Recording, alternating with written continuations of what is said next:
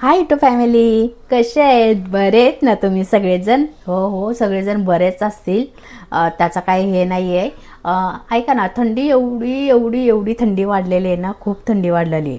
आणि कधी ना असं म्हणजे थंडीच्या ह्याच्यामध्ये असं खूप कंटाळा येतो की चल आता भाजी नाही बनवायची, तर आहे तेच आपण खाऊया, असं होतं थंडीमध्ये. मला तर होतं, तुम्हाला कसं होतं ते नाही माहिती.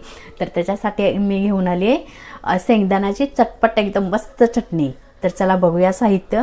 हो हो, साहित्य बघायच्या अगोदर जे कोणी माझ्या चॅनलला सबस्क्राईब केले नसेल त्यांनी सबस्क्राईब करा, लाईक करा, कमेंट करा आणि हा ब्लॉग पूर्ण बघा. ओके, तर चला बघूया आपण साहित्य.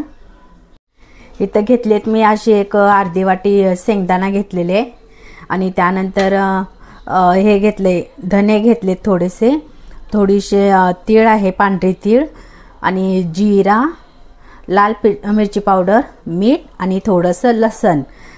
तर चला आपण हे साहित्य एकदम असं थोडं थोडं तेल टाकून ह्याला एकदम मस्त भाजून घ्यायचं आहे. तर चला भाजून घेऊया आपण.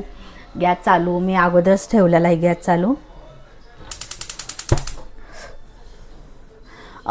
छोट्या पॅनमध्ये एकदम थोडंसं तेल टाकून हे सगळं साहित्य आपण भाजून घेऊया.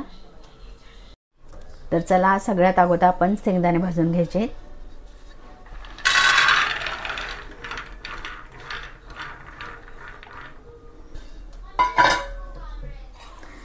तेल टाकून असे मस्त शेंगदाणे भाजायचे. थोडंसं तेल टाकायचं, जास्त पण नाही. भाजून घेऊया शेंगदाणे,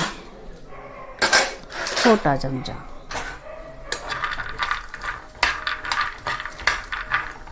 तर असं पॅनमध्ये मी शेंगदाणे एकदम असे छान खरबूज भाजून घेणार आहे.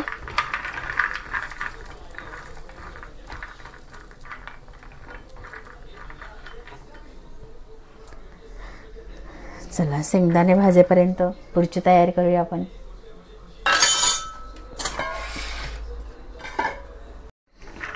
चला आता शेंगदाणे पण एकदम असे लालसर भाजून घेतलेले आहेत. शेंगदाणे जास्त करपवायचं नाही, करपलं की मग कडू कडू लागतं, त्यामुळं लालसर खुसखुशीत भाजायची अशी. चला शेंगदाणे भाजलेले आहेत. आता आपण दुसरं घेऊया. साईडला ठेवते शेंगदाणे वाटीमध्ये. त्यानंतर आपण भाजूया धने पण असंच भाजायचं आहे. थोडंसं तेल टाकायचं धन्यामध्ये पण. भाजून घ्यायचं,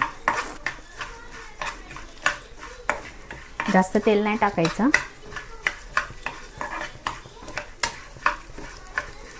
आता हे सगळे साहित्य असंच भाजून घ्यायचे आहेत आपल्याला. खरबूज लाल लाल भाजून घ्यायचे आहेत, जास्त करपवायचं नाही, काय नाही, भाजून घ्यायचे असेच.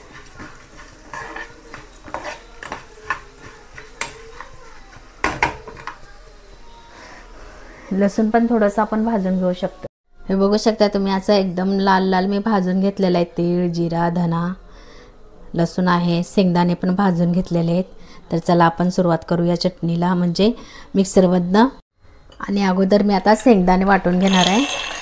हे मिक्सरच्या ऐवजी जर आपण पाट्यावरती वाटलो ना, पाटा किंवा खलबत्ता असतो त्याच्यामध्ये एकदम मस्त लागते चटणी. तर आपल्याकडे आता पाटा पण नाही आहे आणि खलबत्ता पण नाही आहे, त्याच्यामुळं आपण मिक्सरमध्ये वाटून घेऊया.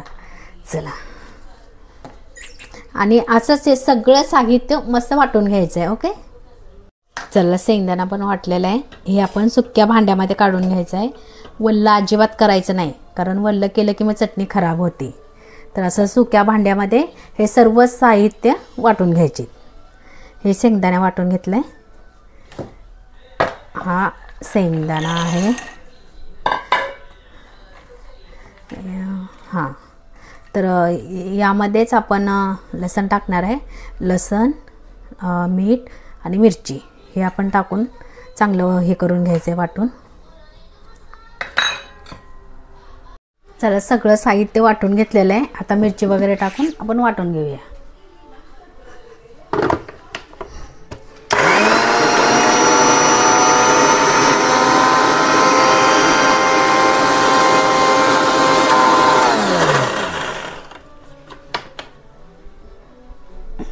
हे झाली आपली झटपट चटणी तयार. तुम्ही म्हणजे तुम्हाला जेवढी पाहिजे तेवढी तुम्ही क्वांटिटी घेऊ शकताय.